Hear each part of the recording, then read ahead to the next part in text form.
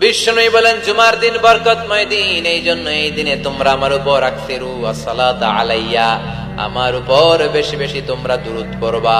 ফা ইন্না সালাওয়াতাকুম মা'রুদাতুন আলাইয়া, কেননা তোমাদের দুরূদ আমার কাছে পেশ করা হবে।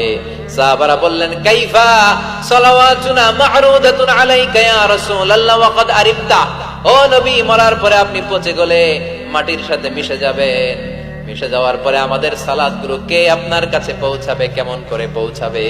বিষ্ণু বললেন ইন্নাল্লাহা হাররামা আলাল আরদি আন তাকুলা আজসাদাল আম্বিয়া, আল্লাহ তাআলা জমিনের মাটির জন্য নবীদের দেহ খাওয়াকে চিরকালের জন্য হারাম করেছেন।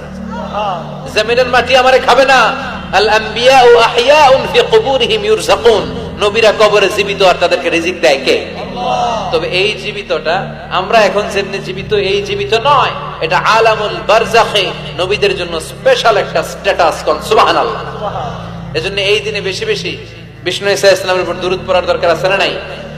এরপরে বিষ্ণু বললেন আরেকটা সুন্নাহ হচ্ছে সূরাতুল কাহফ তেলাওয়াত করা। কোন সূরা?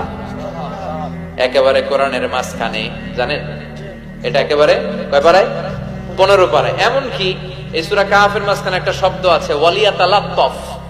দেখবেন কোরআনের সব শব্দ বাক্য এক মানে ফন্টে লেখা, এই ওয়ালিয়াতালাত্তাফ এটা আলাদা ফন্টে মোটা করে লেখা, কারণ এটা হচ্ছে মিডল অফ দ্য কোরআন, কোরআনের একেবারে মাঝখানে। এটার আগে যত শব্দ তার পরে তত শব্দ, এটার আগে যত অক্ষর তার পরে তত অক্ষর। সুবহানাল্লাহ পড়ে ওয়ালিয়াতালাত্তাফ আছে না নাই?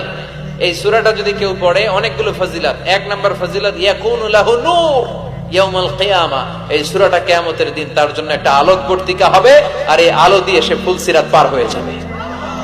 আবার বিষ্ণু বললেন সূরা কাহফের প্রথম 10 আয়াত যে ব্যক্তি জুমার দিন তেলাওয়াত করবে